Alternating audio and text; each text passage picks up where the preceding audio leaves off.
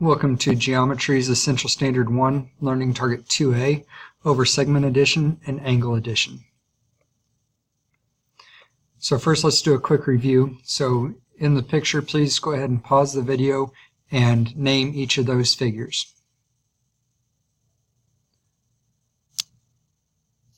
Okay, so now that you've completed those three, the first one you should have named as point A, remembering that we always use a capital letter for naming a point. The second one you could have had like 6 different ways of naming it. Remember that we name it as a line XY, or you could have said a line XZ, or line YZ, or line ZY, or ZX. Any of those would be just fine, just choosing 2 of those points that are on the line and putting the line with arrows on both ends of it to name it as a line, not a line segment. The last one we were naming the plane. You see that they did not put a cursive letter, like a cursive letter R, in the corner that we could name it with 1 point. So we have to use 3 points that are not in a line to name it. So here for the last one, we would name that as plane MEW, for instance. You could have used any of those 3 points since none of them were in the same line. So segment addition postulate is very straightforward. In geometry, we name a lot of things just to describe exactly what they're doing. So segment addition postulate, you realize that the first word there is segment. We learned what a segment was in an earlier lesson. A segment is just a line that has a starting and an ending point. Addition, well, you've learned that word a long time ago. Addition means to put 2 things together. So segment addition, we are adding 2 segments together. And what we know is when I take a small segment and I add another small segment to it, overall I will get the larger segment. So that's what segment addition postulate says, is that a small segment plus another small segment will equal a large segment. And that's where we say that a piece plus a piece is equal to the whole. Then the last thing here on this screen, in order for you to say that a point B is between 2 points A and C, all 3 points must lie on the same line, and we call that collinear. So if 3 points are on the same line, they're known to be collinear. So point B is between A and C, means that point B lies on line segment AC. So then we could justify that AB plus BC is equal to AC.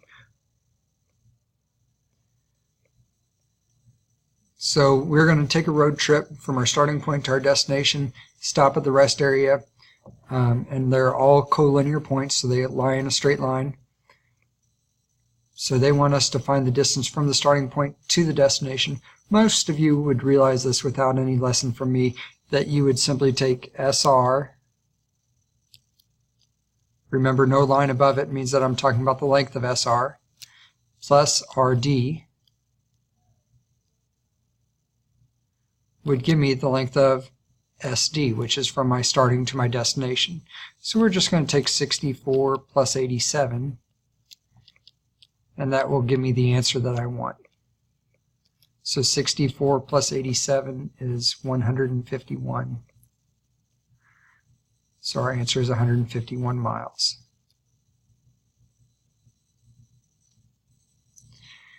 G is between F and H. So what I know is that if I'm looking at a line, I'm going to put F and H as points on that line, and I'm going to put G somewhere on there. It doesn't have to be the midpoint, it just needs to be somewhere between those 2 points. Now it says that FG is 6, so I'm going to put a 6 here between points F and G. And it says that FH, so I'm going to draw a line above the top of it and show that FH is 11. And it wants us to find GH. So I'm just going to label that with an X. So if we use the segment addition postulate, we would say that the small plus the small is equal to the big, or the piece plus the piece is equal to the whole. So now we have an Algebra 1 equation here that we need to solve. So we would subtract 6 from both sides, and we end up with x is equal to 5. Whoops. Or in other words, GH is equal to 5. Now we get a little bit tougher with our equations. So let's start out with a geometry equation. So we would say a small part would be xy, plus the other small, which would be yz, is equal to the whole, which is xz. Now we're just going to substitute in the values that they tell us in the picture. So xy is 2x plus 3. Plus yz, from the picture you can see that yz is 3x minus 1. And we can see that xz is 27. It will not always be an algebraic expression plus another algebraic expression equals a number, but on this one it just happens to be. So now we're ready to combine like terms. So 2x plus 3x is 5x. 3 plus negative 1 is positive 2. Is equal to 27. Now we're ready to solve, so I'm going to subtract 2 from both sides. So 5x is equal to 25. Then we're going to divide both sides by 5, and we get the answer of x is equal to 5. Now we can plug that back in to double check our answer. And remember, in geometry it's always going to be important to remind yourself to look what they asked for in the original problem. So in the original problem, they asked to find yz. They did not ask us to find x. So when I go to find yz, that's asking me for the length of yz, so I'm going to take 3 times 5 minus 1, which is 14. So 14 is my final answer. So now that we have yz, we can double check to make sure that we didn't mess up any algebra. So if I look to find what the length of xy is 2 times 5 plus 3, which is 13. So if xz is 13 and yz is 14, 13 plus 14 is 27, which was our length of xz. So we know that we got that problem completely correct. Point B is between A and C on line segment AC. So down here on our picture, I can put A, and I can put C, and I can put point B somewhere between them. Use the given information to write an equation in terms of x. Solve the equation, then find AB and BC. So what I can tell from my picture is that AB plus BC will be equal to AC. So now I just want to plug values in. So for this first one, I'm going to take 3x plus x is equal to 20. And we want to solve that. So we would have 4x is equal to 20. When we divide by 4, we get x equals 5. Now they asked us to find AB and BC. So when I plug in to 3 times 5, I get 15 for AB, and BC is just 5. And then we can double check 15 plus 5 is 20, so we know that we did that correctly. I'm going to use the same equation for the second problem. So I'm going to take AB, which is 2x minus 5, plus BC, which is 6x, and that will equal AC, which is 27. So now we will combine our like terms. So that's 8x minus 5 equals 27. And now we're just going to solve. So we're going to add 5 to both sides. So we end up with 8x equals 32. So now we would divide both sides by 8. And we get x is equal to 4. So now, to find AB, we would plug 4 back in.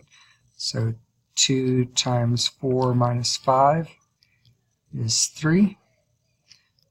Plug in 4 here, so 6 times 4 is 24.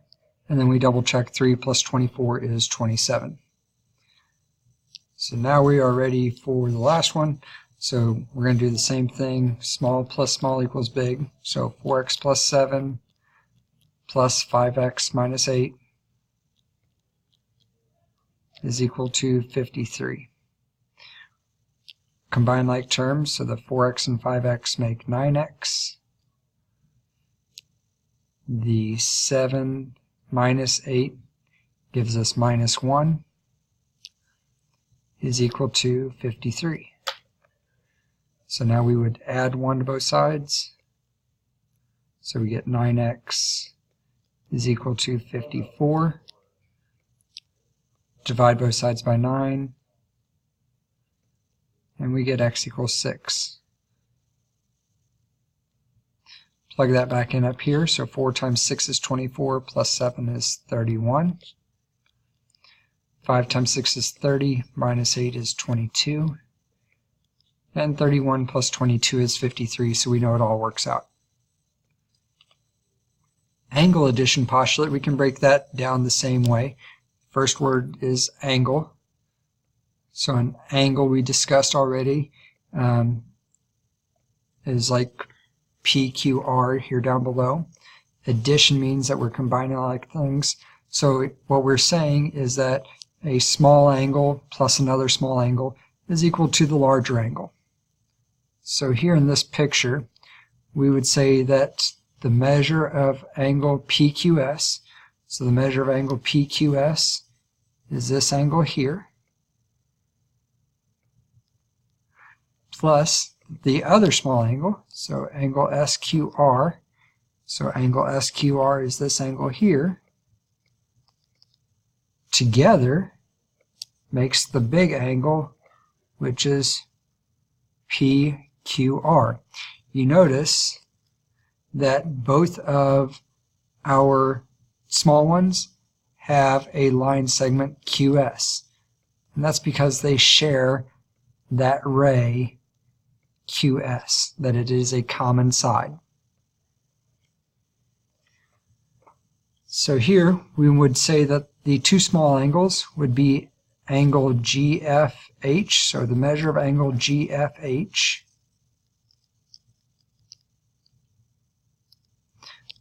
plus the other small angle would be HFJ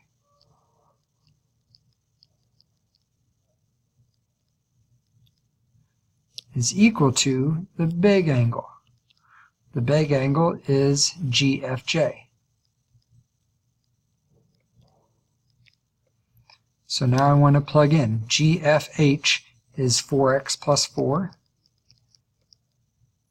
The measure of HFJ is 4x minus 1.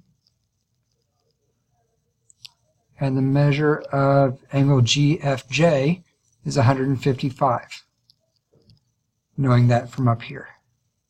So now I'm ready to solve the equation. So I'm going to combine like terms. 4x and 4x makes 8x.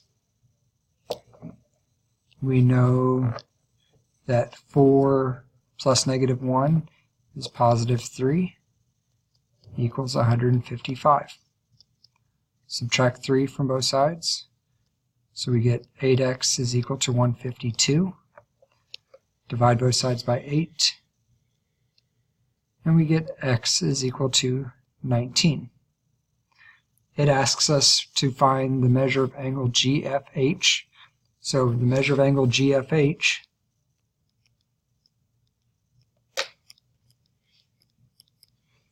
so GFH is 4x plus 4, so I would take 4 times 19 plus 4, which is 80 degrees.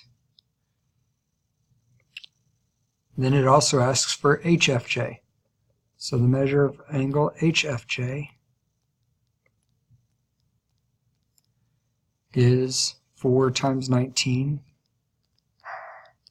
minus 1. So 4 times 19 is 76, minus 1 is 75 degrees. And then I double check 80 plus 75 is 155, which is what they told me that the big angle would be. Please pause the video and try this one on your own. So what you should have done here is you should have done the small angle plus the small angle is equal to the big angle. So the small angle is x minus 4, and the other small angle is 3x plus 2 is equal to the big angle. And here you can see that they put this little square in the corner, which tells us that it's equal to 90 degrees. So now we combine like terms, and I get 4x. Negative 4 plus 2 is negative 2. We would add 2 to both sides, and I get 92. Divide both sides by 4, and I get 23. They want us to find both of those angles. So the measure of angle VRT is 23 minus 4, which is 19. And the measure of angle TRS is 3 times 23, which is 69, plus 2 is 71. And we can double check 19 plus 71 is 90 degrees. So we know we got that one correct. Please sign up for your teacher talk and do the practice online. Thank you.